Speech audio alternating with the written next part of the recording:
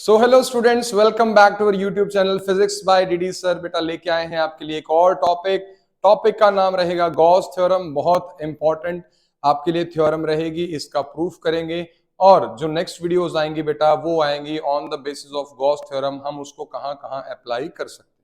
तो सबसे पहली बात, गॉस थ्योरम इंट्रोड्यूस की गई थी किसी भी कॉम्प्लेक्स सिस्टम ऑफ चार्जेस की वजह से आपको कहीं पर भी इलेक्ट्रिक फील्ड कैलकुलेट करना है, ठीक है। क्योंकि पॉइंट चार्ज की वजह से हम इलेक्ट्रिक फील्ड इजीली कैलकुलेट कर सकते हैं, लेकिन जब चार्ज डिस्ट्रीब्यूटेड फॉर्म में होता है, किसी लाइन के ऊपर डिस्ट्रीब्यूटेड है, किसी सरफेस के ऊपर डिस्ट्रीब्यूटेड है, तब आपको वहां पर किसका इस्तेमाल करना पड़ता है? गॉस थ्योरम का। तो आपको गॉस थ्योरम बहुत अच्छे तरीके से समझनी होगी, उसके बाद ही इसकी एप्लीकेशंस आप समझ पाओगे। और एग्जामिनेशन में, सीबीएसई बोर्ड्स में, एग्जामिनेशंस में गॉस थ्योरम की एप्लीकेशंस बहुत ज्यादा इंपॉर्टेंट है। तो करते हैं स्टार्ट इसके डेफिनेशन से। डेफिनेशन कहती है, according to Gauss theorem the total electric flux यानी कि phi through any closed surface, यहां पर जो क्लोज सरफेस की बात करेंगे, ये आपका जो सरफेस होगा वो कौन सा सरफेस होगा? Gaussian surface.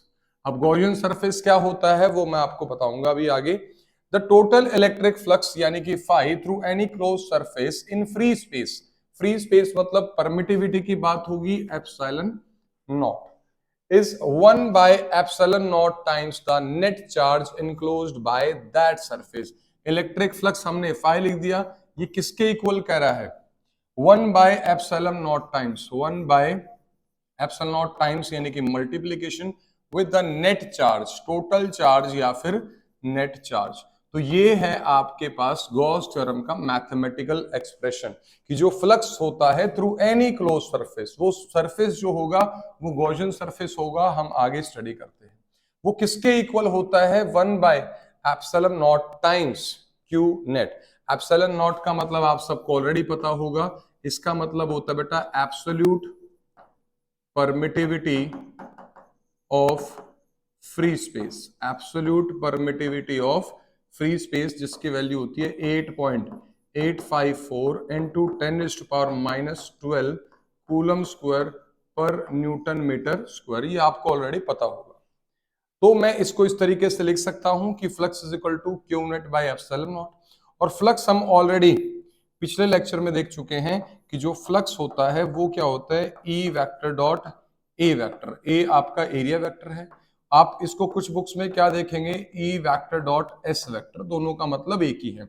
ए से हम एरिया बता देते हैं, एस से हम सरफेस एरिया, दोनों का मतलब एक ही है, ठीक है।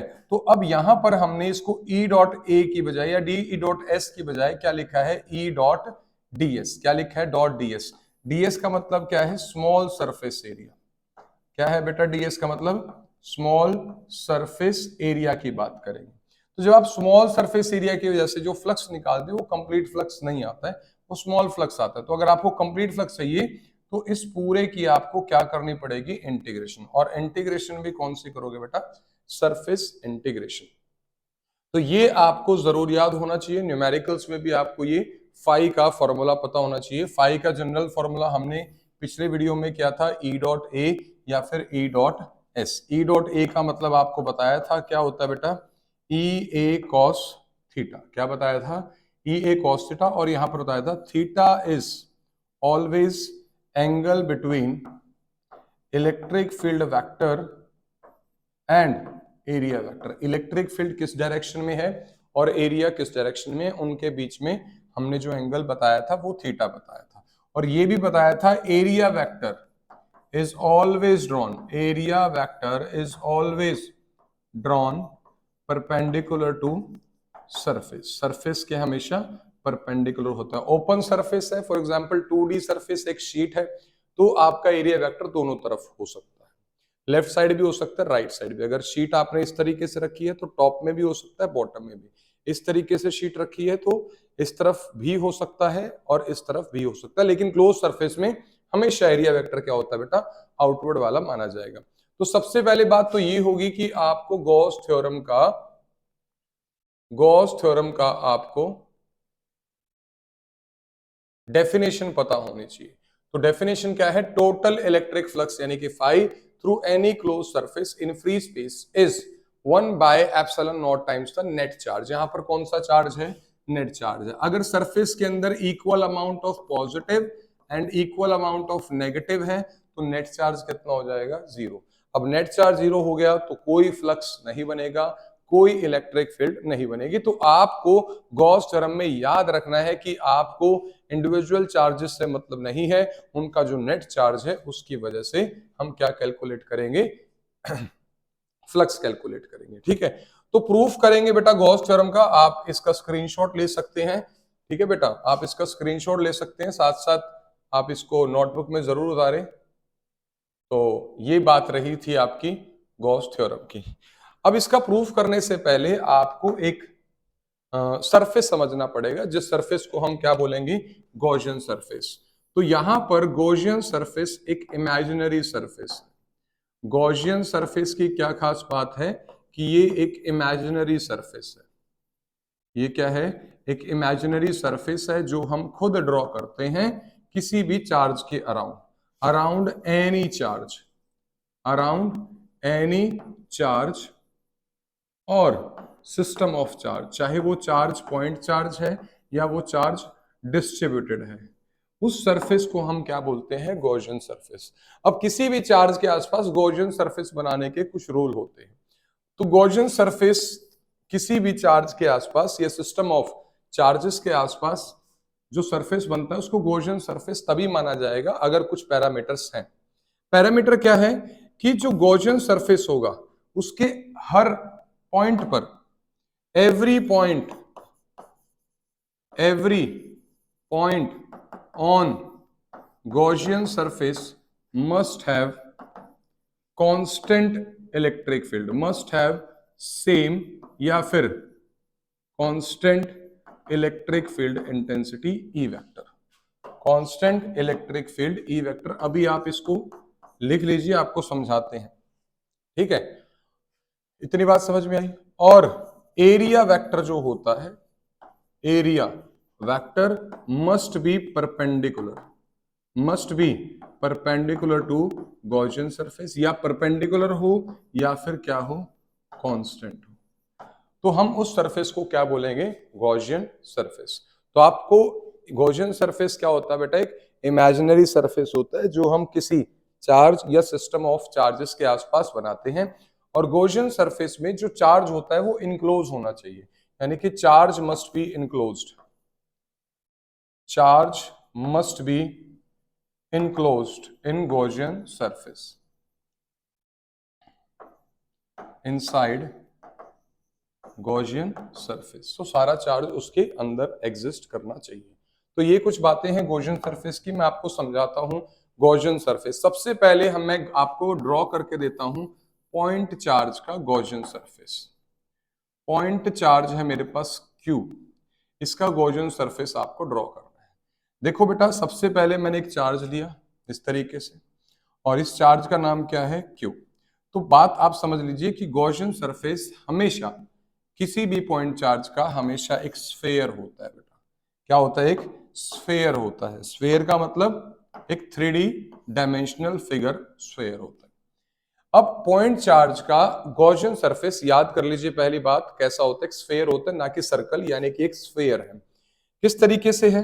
मान लो मैं यहां पर इस चार्ज की वजह से इलेक्ट्रिक फील्ड बनाता हूं, तो पॉइंट चार्ज की वजह से इलेक्ट्रिक फील्ड बाहर होगी इस तरफ। मान लो इस स्फेयर का रेडियस, गॉसियन सरफेस के स्फेयर का रेडियस कितना है? आर है। तो मुझे बताओ, मान लो अगर मैं यहां पर पॉइंट पी की बात करता हूं जो गॉसियन सरफेस पर लाई कर रहा है, पॉइंट पी पर अगर मैं इलेक्ट्रिक फील्ड इंटेंसिटी निकालूं इस चार्ज की वजह से, तो आपको पता होना चाहिए electric field intensity due to point charge कितना होता है बेटा? 1/4 pi epsilon naught q by r square, that is equal to k q by r square. ठीक है बेटा, तो पॉइंट पी पर अगर मैं इलेक्ट्रिक फील्ड इस पॉइंट चार्ज के से निकालूं जो इस गॉसियन सरफेस के सेंटर ओ पर है, तो यहां पर कितना आएगा? के। चार्ज की वैल्यू कितनी है? क्यू। और डिस्टेंस कितना है पॉइंट पी का सेंटर से? जो रेडियस है, यानी कि आर का स्क्वायर। इतनी बात समझ में आ गई?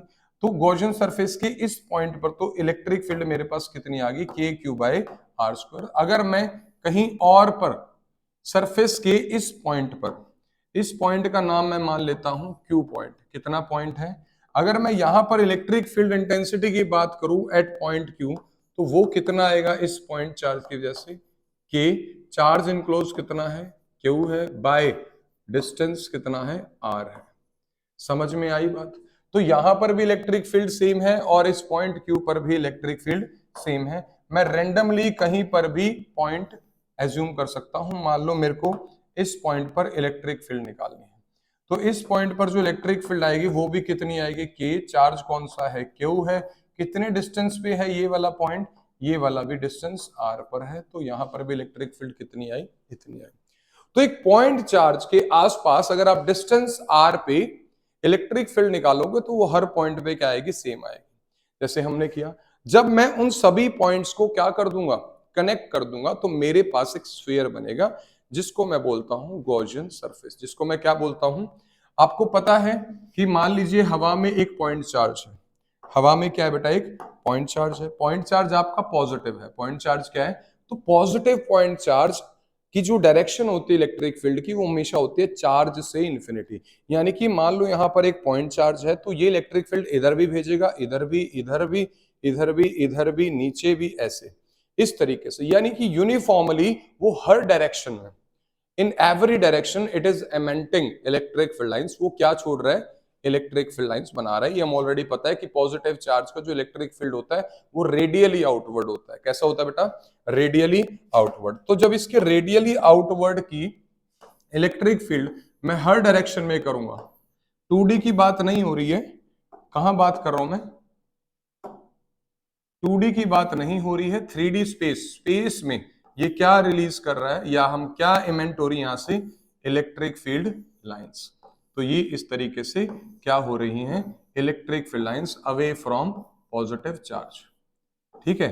और अगर मैं पर्टिकुलर डिस्टेंस तक इनको लेके जाऊं, डिस्टेंस आर तक लेके जाऊं, ये फॉर एग्जांपल स्पेस में ये क्या इमेंट कर रहा है, यहां पर क्या इमर्ज हो रही हैं, इलेक्ट्रिक फील्ड लाइंस। अगर मैं इन सभी पॉइंट्स को कनेक्ट कर दूं तो मेरे पास बन जाएगा उस चार्ज के लिए या उस सिस्टम ऑफ चार्ज के लिए क्या बन जाएगा बेटा, गॉसियन सरफेस। तो ये आपको सभी जो एरो हैं वो इक्वल लेंथ की अगर आप करते हो तो आपको क्या मिलेगा बेटा, एक गॉसियन सरफेस। तो पॉइंट चार्ज का गॉसियन सरफेस कैसा होता है, पॉइंट चार्ज का गॉसियन सरफेस हमेशा कैसा होता है, स्फेरिकल होता है। कैसा होता है बेटा, स्फेरिकल होता है। ठीक है, क्योंकि इसके किसी भी पॉइंट पर अगर आप इलेक्ट्रिक फील्ड बताओगे तो यहां पर मान लीजिए यहां पर इलेक्ट्रिक फील्ड निकालना है तो कितना आएगा, के यानी कि 1/4πε0। चार्ज कितना है, क्यू है। कितने डिस्टेंस पे रहेगा ये पॉइंट, ऑब्वियस सी बात है, अगर एक स्फीयर है तो रेडियस हर जगह सेम रहेगा। तो आपके पास हर पॉइंट पर इलेक्ट्रिक फील्ड क्या आ रहा है बेटा, सेम आ रहा है। तो हम कंक्लूड कर सकते हैं कि जो हमने गॉसियन सरफेस बनाया है, जो हमने गॉसियन सरफेस बनाया है पॉइंट चार्ज क्यू की वजह से, वो एकदम सही बनाया है, एक स्फीयर बनाया है। दूसरी बात मैंने कही थी कि गॉसियन सरफेस में area vector must be perpendicular to Gaussian surface. Area vector हमेशा क्या होगा, परपेंडिकुलर। मैं आपको समझाने की कोशिश करता हूं। फॉर एग्जांपल यहां पर आ जाइए आप, इस पॉइंट P पर मैं एरिया वेक्टर की बात करता हूं। तो यहां पर ये इसका सरफेस है। मान लीजिए मैंने पूरा सरफेस S की बजाय एक छोटा सरफेस ले लिया ds। क्या ले लिया बेटा, ds। तो यहां पर एरिया वेक्टर देखो, क्लोज फिगर है, गॉसियन सरफेस 3D फिगर है, तो इसका एरिया वेक्टर क्या आएगा, बाहर की तरफ। तो ये आ गया इसका सरफेस एरिया वेक्टर। ये सरफेस के कैसे आया है, परपेंडिकुलर। कहीं पर भी निकाल लो, फॉर एग्जांपल यहां पर भी मैंने स्फीयर बनाया था, तो ये सरफेस है, इसका सरफेस एरिया वेक्टर हमेशा क्या होता है, सरफेस के परपेंडिकुलर। तो ये आपके पास आ गया ds वेक्टर, या पूरे की वजह से s वेक्टर। यानी कि सरफेस एरिया वेक्टर हमेशा गॉसियन सरफेस के कैसा होना चाहिए, परपेंडिकुलर होना चाहिए। तो दोनों कंडीशन आपकी वैलिड है। और तीसरी, charge must be enclosed in the inside Gaussian surface. जो चार्ज है, यहां पर मैंने क्यू चार्ज लिया था, यहां पर जो क्यू चार्ज लिया था, that must be inside the Gaussian surface. तो करते हैं बेटा प्रूफ ऑफ गॉस थ्योरम। तो गॉस थ्योरम को प्रूफ करने के लिए सबसे पहले बेटा आपको एक पॉइंट चार्ज लेना पड़ेगा। तो इसको करते हैं स्टार्ट। अब हम करेंगे प्रूफ ऑफ गॉस थ्योरम। तो सबसे पहले मैंने क्या लिया है, एक पॉइंट चार्ज पॉजिटिव क्यू। ठीक है, इसके आसपास मैंने इसका गॉसियन सरफेस बनाया, जैसा कि आपको बताया कि कोई भी पॉइंट चार्ज है तो उसके आसपास जो गॉसियन सरफेस बनता है वो बनेगा स्फेयर, क्योंकि स्फेयर ही वो कंडीशंस सेटिस्फाई करता है कि हर पॉइंट ऑफ गॉसियन सरफेस पर हर पॉइंट ऑफ गॉसियन सरफेस पर इलेक्ट्रिक फील्ड की वैल्यू क्या रहेगी से। तो इसकी थ्योरी किस तरीके से लिखेंगे, तो आप लिख सकते हो consider an isolated point charge positive Q, consider an isolated point charge positive q placed at point o, let surface s be the sphere of radius r around the charge positive q. This surface is called, this spherical surface is called Gaussian surface. Now I have to calculate the electric field intensity due to charge q at every point on the surface. अगर मैं इस surface के किसी भी point पर, इस surface की boundary, इस सरफेस के किसी भी पॉइंट पर इलेक्ट्रिक फील्ड निकालनी है, फॉर एग्जांपल मेरे पास ये पॉइंट है, किसी भी पॉइंट पर जो इलेक्ट्रिक फील्ड निकलेगी वो कितने निकलेगी, electric field intensity to this positive charge on the surface of this sphere, electric field निकलेगी 1/4 pi epsilon naught, source charge आपके पास Q है, डिस्टेंस क्या है r स्क्वायर, वेक्टर फॉर्म में है तो इलेक्ट्रिक फील्ड की डायरेक्शन क्या होगी बेटा, पॉजिटिव चार्ज है तो अवे फ्रॉम पॉजिटिव चार्ज। देखो हमें डायरेक्शन कैसे कैलकुलेट करते हैं, आपको जहां कहीं भी इलेक्ट्रिक फील्ड कैलकुलेट करनी है वहां पर क्या एज्यूम कर लो, एक टेस्ट चार्ज, ये पॉजिटिव टेस्ट चार्ज इसको क्या करेगा बेटा, रिपेल करेगा, क्या करेगा ये, इसको रिपेल करेगा, ये पॉजिटिव चार्ज इस टेस्ट चार्ज को इस तरफ क्या करेगा, रिपेल करेगा, तो इसके ऊपर जो फोर्स लगेगी वो कहां लगेगी, इस तरफ, और जिस डायरेक्शन में टेस्ट चार्ज के ऊपर फोर्स लगती है उसी डायरेक्शन में क्या होती है, इलेक्ट्रिक फील्ड इंटेंसिटी। तो ये आ गई आपके पास इलेक्ट्रिक फील्ड इंटेंसिटी की डायरेक्शन, जो रहेगी आपकी आर कैप के अकॉर्डिंग, यानी कि O से इस पॉइंट P की तरफ। इतनी बात समझ में आ गई, बोलो। तो ये आपके पास डायरेक्शन आ गई किसकी, इलेक्ट्रिक फील्ड इंटेंसिटी की, away from positive charge, where r cap will give the direction of electric field intensity. ठीक है बेटा, अब हमें पता है कि जो फ्लक्स का हमने फॉर्मूला पढ़ा है वो फ्लक्स का फॉर्मूला पढ़ा है E vector dot S vector, आप सबको पता है। देखो हम प्रूव कर रहे हैं गॉस थ्योरम को, प्रूफ करेंगे। अब प्रूफ कैसे करते हैं गॉस थ्योरम को, आपको प्रूफ क्या करना है, surface integral of E dot ds किसके इक्वल होगा, Q net by epsilon naught, और ये किसके इक्वल होता है, फ्लक्स के इक्वल होता है, हमें पता है। तो आपको प्रूफ क्या करना है, surface integral of E dot ds। ठीक है बेटा, इस तरीके से आप इसको प्रूफ करोगे। तो अगर आपके पास सरफेस S होता है तो फ्लक्स कितना बनता है, E डॉट ds। अब हमारे पास इतना बड़ा सरफेस है तो बेटर है कि इतना बड़ा सरफेस को सॉल्व ना करने के बजाय मैं यहां पर ही एक स्मॉल सरफेस ले लेता हूं। गॉसियन सरफेस के ऊपर, गॉसियन सरफेस का मान लीजिए पूरा सरफेस एरिया कितना है, S। अगर मैं लिख देता हूं कि surface area of Gaussian surface कितना है, S है, तो यहां पर अगर मैं बात करूं, अगर स्मॉल सरफेस एरिया लेता हूं, उसका स्मॉल एलिमेंट लेता हूं, स्मॉल सरफेस एरिया को मैं क्या लूंगा बेटा, ds, क्या लूंगा, ds, और उसका एरिया वेक्टर क्या हो जाएगा, ds वेक्टर। तो मैंने एक स्मॉल सरफेस लिया जिसका नाम मैंने क्या रख दिया, ds, क्या रख दिया, ds। तो this is that small amount of, this is that small amount of surface area which I have considered. और इसका अगर मैं सरफेस एरिया वेक्टर ड्रॉ करूं, आपको ऑलरेडी पिछले वीडियो में बताया था कि सरफेस एरिया वेक्टर किस तरीके से ड्रॉ करते हैं।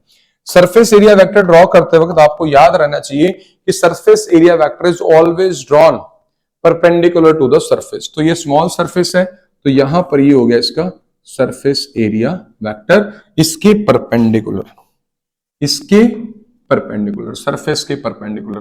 तो मेरे पास जो ds वेक्टर आ गया वो ये आ गया। अब आपको ध्यान देना है कि इलेक्ट्रिक फील्ड इंटेंसिटी इस केस में और ds वेक्टर दोनों केस में, सॉरी इस केस में इलेक्ट्रिक फील्ड इंटेंसिटी और ds वेक्टर की जो डायरेक्शन है वो क्या है, सेम है। तो अब मेरे को अगर फ्लक्स कैलकुलेट करना है तो मैं E डॉट S की बजाय क्या लिखूंगा, E डॉट ds, क्योंकि मैंने पूरा सरफेस एरिया कंसिडर नहीं करा, मैंने क्या करा है, स्मॉल सरफेस एरिया। अगर आप कंप्लीट सरफेस एरिया कंसिडर करते हो तो फॉर्मूला होता है flux is equal to E dot S। अगर आप स्मॉल सरफेस एरिया लगते हो तो फ्लक्स भी क्या आएगा आपके पास, स्मॉल फ्लक्स आएगा। यानी कि यहां पर जो फ्लक्स बनेगा वो आएगा। देखो आप कंप्लीट सरफेस को कंसिडर करते हो तो कंप्लीट सरफेस का फ्लक्स आ जाएगा। अगर आप स्मॉल सरफेस ds लेते हो तो फ्लक्स भी क्या आएगा बेटा, स्मॉल आएगा। अब इसको सॉल्व करते हैं। E डॉट ds का मतलब क्या है? E डॉट ds का मतलब यहां पर डॉट प्रोडक्ट हटाऊंगा और यहां पर लगाऊंगा cos थीटा। ठीक है बेटा। अब थीटा किसके बीच का एंगल होता है, आप सबको बताया है। थीटा एंगल होता है इलेक्ट्रिक फील्ड इंटेंसिटी और सरफेस एरिया वेक्टर, जो मैं आपको ऑलरेडी बता चुका हूं। Electric field intensity away from positive charge, यहां पर सरफेस कंसिडर करा तो ds वेक्टर, दोनों की डायरेक्शन क्या है, सेम है। तो cos थीटा हो गया आपका cos 0 डिग्री, और cos 0 डिग्री कितना होता है, 1। तो मेरे पास आंसर आया EDS। तो जो स्मॉल अमाउंट ऑफ फ्लक्स बना बेटा आपका, वो बन गया EDS। ठीक है बेटा। और इलेक्ट्रिक फील्ड की वैल्यू आपको ऑलरेडी पता है, कितनी है इलेक्ट्रिक फील्ड की वैल्यू, ये मैंने लिख दी। किसकी value, electric field intensity due to any charge, इसका जो मैग्नीट्यूड होगा वो कितना आएगा, देखो d phi is equal to electric field की value on the surface of Gaussian surface 1/4 pi epsilon naught Q by r square, ये E की वैल्यू, और यहां पर क्या आ गया आपके पास ds। तो इस स्टेप में मैंने क्या किया बेटा, इस स्टेप में मैंने सिर्फ वैल्यू पुट करी है किसकी, इलेक्ट्रिक फील्ड इंटेंसिटी की, और स्मॉल सरफेस अभी भी आपके पास रहता है ds। तो ये है स्मॉल अमाउंट ऑफ फ्लक्स। अगर मेरे को कैलकुलेट करना है total amount of flux, to calculate total flux, तो मैं इसका क्या करूंगा, integration on both side, integration on both sides. तो डी फाई का अगर मैं इंटीग्रेशन करता हूं तो मेरे पास आ जाएगा फ्लक्स। डी फाई का इंटीग्रेशन क्या होता है, फ्लक्स। और अगर मैं बात करूं यहां पर इस पूरे का अगर मैं इंटीग्रेशन करूं, चलो एक स्टेप ले लेते हैं, 1/4 pi epsilon naught Q by r square ds। ठीक है बेटा। चलो ये भी कर लेते हैं, डी फाई का इंटीग्रेशन। डी फाई का इंटीग्रेशन क्या आ गया, फाई आ गया। जो कांस्टेंट है उनका इंटीग्रेशन नहीं करना है, उनको बाहर ले आओ। 1/4 पाई एप्सिलॉन नॉट, इस सारी टर्म्स की वैल्यू क्या है, कांस्टेंट है, और पॉइंट चार्ज इस केस पे कांस्टेंट रहेगा, और r की वैल्यू भी चेंज नहीं होगी। आप सरफेस के किसी पॉइंट पर निकाल लो r की वैल्यू, तो इंटीग्रेशन सिर्फ किसकी होगी, ds की। इंटीग्रेशन किसकी होगी बेटा, ds की, यानी कि इसकी। ये ds स्मॉल अमाउंट है, यहां भी ds, यहां भी ds। अगर आप सारे ds को कंक्लूड करते हो, सारे ds को समझ के इकट्ठा करते हो, तो आपको मिल जाएगा सरफेस एरिया ऑफ स्फीयर। अगर आप सभी सरफेस एरिया ऑफ स्फीयर, जो आपका गॉसियन सरफेस है, और उसका फॉर्मूला होता है 4 पाई r स्क्वायर। तो सरफेस इंटीग्रेशन, सॉरी आपको इंटीग्रेशन करनी है ds की, तो फ्लक्स आ गया 1/4 pi epsilon naught Q by r square multiply by ds क्या है आपके पास, 4 पाई r स्क्वायर। इसको समझने की कोशिश करेंगे कि स्फीयर का छोटे छोटे सरफेस क्या है, ds है।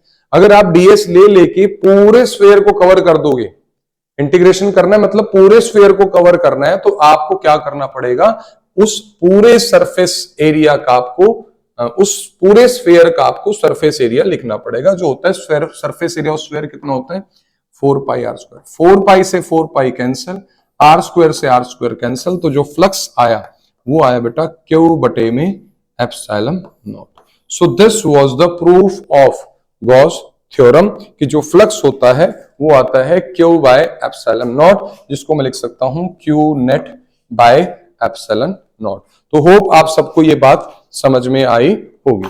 अब करेंगे बेटा, आप इसका स्क्रीनशॉट ले सकते हैं, इसको राइट डाउन कर सकते हैं, हमने करा है। ठीक है, तो आप यहां पर कहीं पर भी ले सकते हो। अगर मैं इसको समराइज करूं, अगर मैं इसको डेरिवेशन को समराइज करूं तो इतनी लेंथी नहीं है। आपको फ्लक्स का फॉर्मूला पता है कितना होता है, E vector dot S vector. मैंने पूरा सरफेस नहीं कंसिडर किया, स्मॉल सरफेस किया, कितना ds, तो फ्लक्स भी कितना आया, स्मॉल फ्लक्स आया d5। अब E वेक्टर और ds वेक्टर में कितना एंगल है, 0 डिग्री है। They both are acting in same direction, तो cos 0 कितना, डॉट हटके cos थीटा लगता है, cos 0 कितना हो गया 1, तो मेरे पास आया EDS। कितना आया फ्लक्स, EDS। तो मेरे पास d5 की वैल्यू कितनी आ गई, EDS। इलेक्ट्रिक फील्ड कितनी बन रही है सरफेस पे, 1/4 pi epsilon naught Q by r square multiplied by ds। This is small amount of flux. अगर मैं इसको टोटल अमाउंट ऑफ फ्लक्स निकालना है तो ये करना है, डी फाई का इंटीग्रेशन क्या हो गया, फाई हो गया। किसका इंटीग्रेशन नहीं होता, जो कांस्टेंट है 1/4 पाई एप्सिलॉन नॉट कांस्टेंट है, क्यू कांस्टेंट है, आर स्क्वायर कांस्टेंट है, इंटीग्रेशन किसका होगा, डीएस का। अगर ये सारे डीएस जो इसके सरफेस पर हैं सभी को मैं जोड़ दूं, सभी को इकट्ठा कर दूं तो कितना बनता है बेटा, 4 पाई आर स्क्वायर। अगर मैं यहां पर वैल्यू पुट कर दूं, phi is equal to 1/4 pi epsilon naught और ये आर स्क्वायर, और डीएस का इंटीग्रेशन कितना हो गया, 4 पाई आर स्क्वायर से आर स्क्वायर कैंसिल, 4 पाई से 4 pi cancel, so you are left with q by epsilon not.